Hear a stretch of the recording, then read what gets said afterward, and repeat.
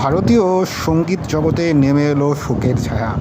প্রয়াত হয়েছেন প্রবাদ প্রতিম কিংবদন্তি গায়িকা সুমন কল্যাণপুর। রবিবার মুম্বাইয়ের বাসভবনে নিঃশ্বাস ত্যাগ করেছেন তিনি। মৃত্যুকালে তার বয়স হয়েছিল 89 বছর। তার প্রয়াণের খবর সামনে আসতেই সকলের মধ্যেই বিষণ্ণতার ছায়া নেমে এসছে। গোটা সঙ্গীত জগতে যেন এক স্বর্ণযুগের অবসান ঘটল। দীর্ঘ সঙ্গীত জীবনে হিন্দি, মারাঠি, বাংলা, গুজরাটি, অসমিয়া সহ একাধিক ভাষায় অসংখ্য জনপ্রিয় গান উপহার দিয়েছেন শ্রোতাদের জন্য। তার সুমধুর গায়িকীর কারণে জনপ্রিয় হয়ে উঠেছিলেন তিনি। 1907 সালের 28শে জানুয়ারি সুমন কল্যাণপুর জন্মেছিলেন তৎকালীন ঢাকার।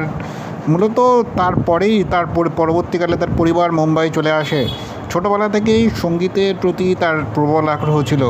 শাস্ত্রীয় সঙ্গীতের তালিম নিয়ে ধীরে ধীরে সিনেমার গানে গান গাইতে শুরু করেন। নিজের পরিচিতি তৈরি করেন ধীরে ধীরে।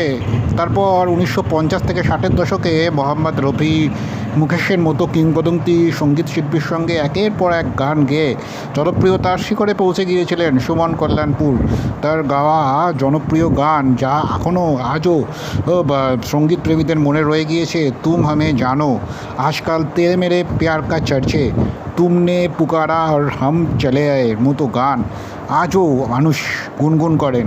কয়েক দশক পেরিয়ে গেলেও তার কণ্ঠের আবেদন এতটুকুও কমেনি। 2009 সালে মহারাষ্ট্র সরকারের লতা মঙ্গেশকর পুরস্কার এবং 2023 সালে ভারতের তৃতীয় সর্বোচ্চ নাগরিক সম্মান পদ্মভূষণ পান সুমন কল্যাণপুর। তার মৃত্যুতে শোকাহত শরদ পাওয়ার এই ক্ষতিকে অত্যন্ত হৃদয় বিদারক বলে উল্লেখ করেছেন বিশিষ্ট জনেরাও। ভারতের সঙ্গীত জগতের একের পর এক শিল্পী শোক প্রকাশ করেছেন সুমন কল্যাণপুরের এই মৃত্যুতে।